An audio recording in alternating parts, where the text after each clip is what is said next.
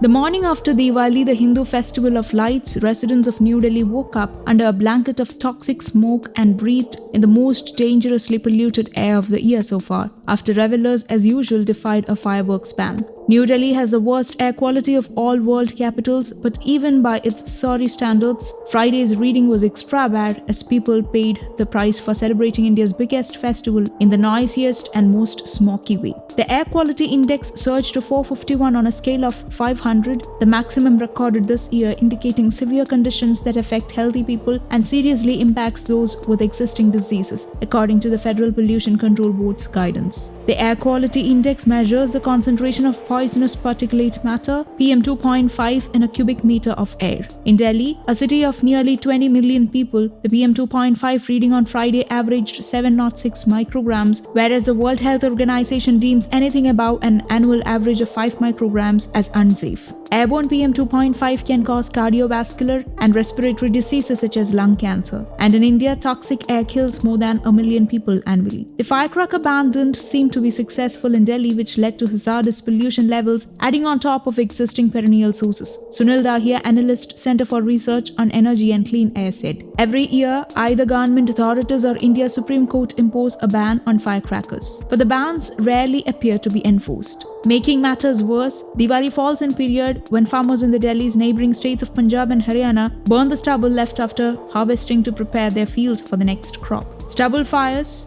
accounted for up to 35% of New Delhi's PM 2.5 levels, according to data from SAFAR's monitoring system, which falls under the Federal Ministry of Earth Sciences. A rare spell of clear skies in October due to intermittent rains and winds had helped Delhiites breathe their cleanest air in at least 4 years. But during winter months, pollution levels surge in northern India as lower temperatures and a drop in wind speed tend to trap pollutants in the air longer. Sick of the lack of commitment to making the capital more livable, Ambrish Mittal, a doctor at the Max Healthcare Hospital in New Delhi, vented his frustration over the deteriorating AQI readings. "It's terrible for those with allergies and asthma. We'll continue to squabble over reasons and are doomed to suffer," he wrote in a post on Twitter. Indian governments are often accused of not doing enough to curb pollution as they prioritize economic growth to lift living standards in the world's second most populated country. On Monday, Prime Minister Narendra Modi told the COP26 climate summit in Glasgow that India would achieve net zero carbon emissions by 2070, but some experts reckoned that target was at least 2 decades too late.